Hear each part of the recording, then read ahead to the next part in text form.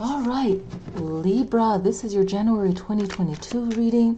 Set those positive intention. Let's see what the message is and see what resonates with you. There's a lot to unpack the way that I do this reading. So basically, there's a lot of information. So we're going to get it. All right.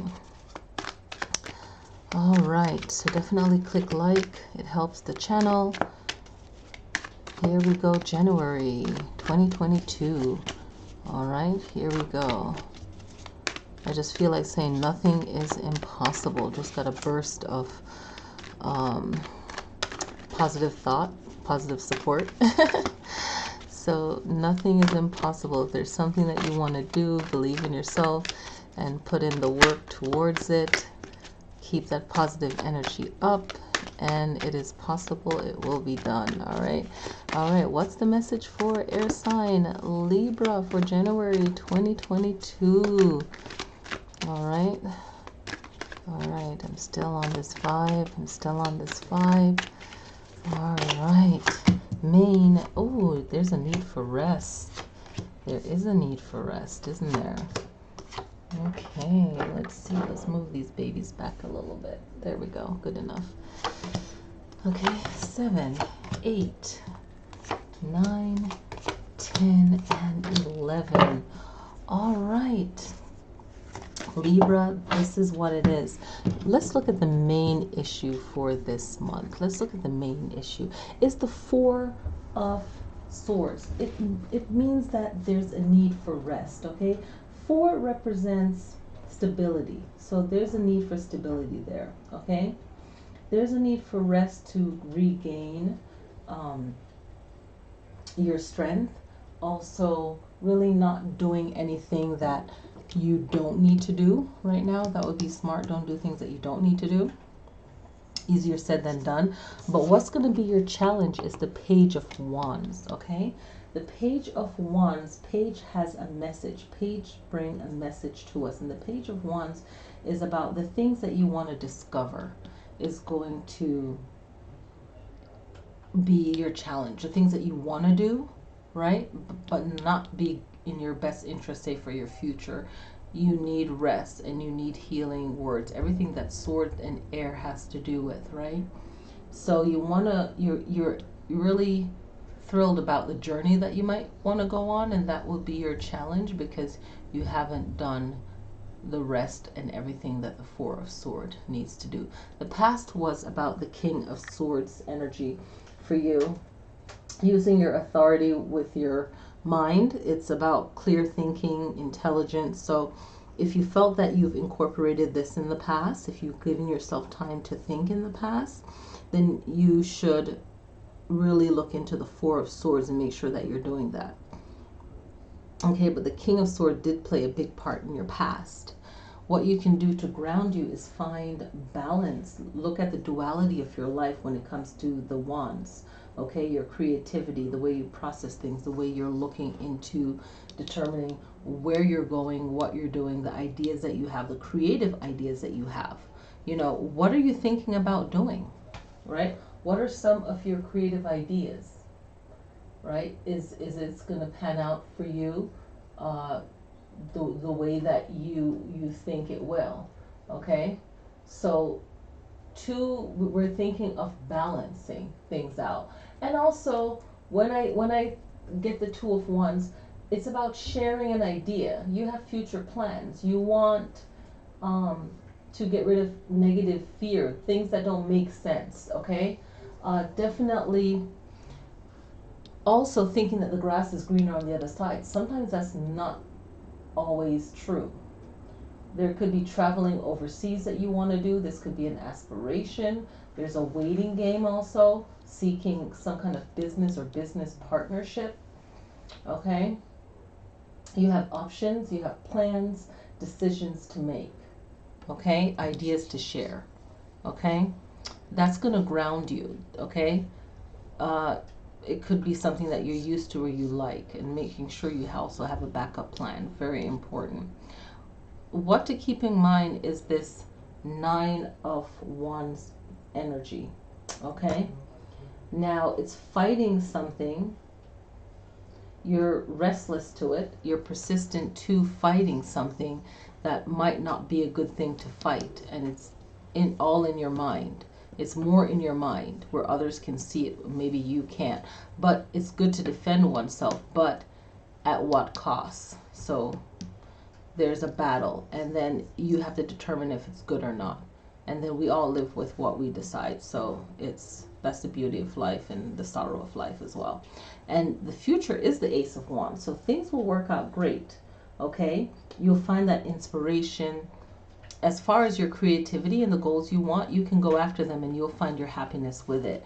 It seems that the way that you perceive yourself is that you are defending and protecting yourself. But whenever the Nine of Wands show up, there's two sides of the story, or two things going on. So it's like choosing our battles wisely, you know. In this card, they're wearing two different sets of shoes. I can interpret that as, you know, not being quite as ready as one thought that they were. You know, the 7 represents having faith in yourself and recognizing that you are in a competition. You want to survive and preserve yourself. And this is how you view yourself, as someone that is protecting themselves. So when it comes to the Two of Cups now, it is about how others are seeing it. So maybe you're portraying that everything is okay, or there is love, or there's whatever. So this is an outside showing, while this is like the inner showing. Okay? But for some of you, there's love there. Okay? And there'll be love in the future. However, it has the Wheel of Fortune. So it's your destiny. Whichever direction it goes in, it will be your destiny, either the one you want or the one that is shifted, right? It's like a turning point. And you have to really use your personal power and your personal vision of your life and how you want your life to be, to really bring yourself back on course. But you can do that if you're really deep, honest, and spiritual. And this is about the karma of your actions and your destiny. So it might not have been the original destiny, right? But it might be like a new destiny now. And for some of you, it's going to be what you want, and for others, it's not going to be what you want. There's always duality in both of the signs. You know, not every Libra or any other sign is going to be that same one. I feel like there's just like many dimensions into those signs, but let's just say that there's two. So some of you are going to like this new split reality, and some of you are not. But what's happening at the end is that you have the Ace of Swords and the power of words. You have the potential to heal your life and to make your life the best way that you can. And you might get the partnership you want with the Strength card and these Two of Cups. So it might, for those who, this new shift from everything that's happened in the Nine of Wands to the Seven of Wands, this could be a great Two of Cups and Strength card.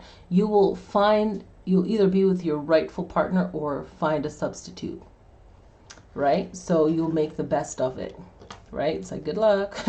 But it's this Ace of Wands of really taking your words. I feel like you're just going to evolve from this Four of Swords and really know the importance of your words and how you communicate. And that's going to be your strength, a very strong Leo energy. And if you have Leo strongly in your chart, you might find someone that's a Leo that's a better match for you. And it's just, or the match that you have to just, you know, have now in your life, right? So I was going to say put up with, but have in your life. But I feel like for a lot of you, it's just putting yourself on the right track and then on the best track that you can for January. And it could shape the rest of your life too, okay?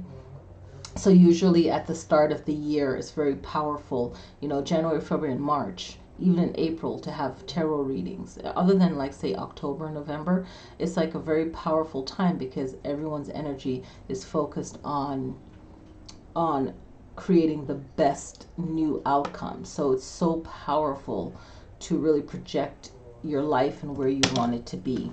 So let's tap into more love reading on how to love yourself cards. Okay. Let's see what these cards have to say. Okay. Shuffling these babies. Let's see what these have to say.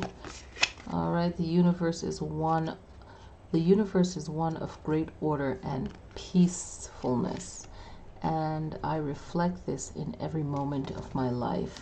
So yeah, connecting to the universe. The universe is one of great order and peacefulness, and I reflect this in every moment of my life. So reflect what you want, you know, like if you are viewing something that's positive, you're going to be positive, and you're going to reflect that beauty in yourself that you see in the universe.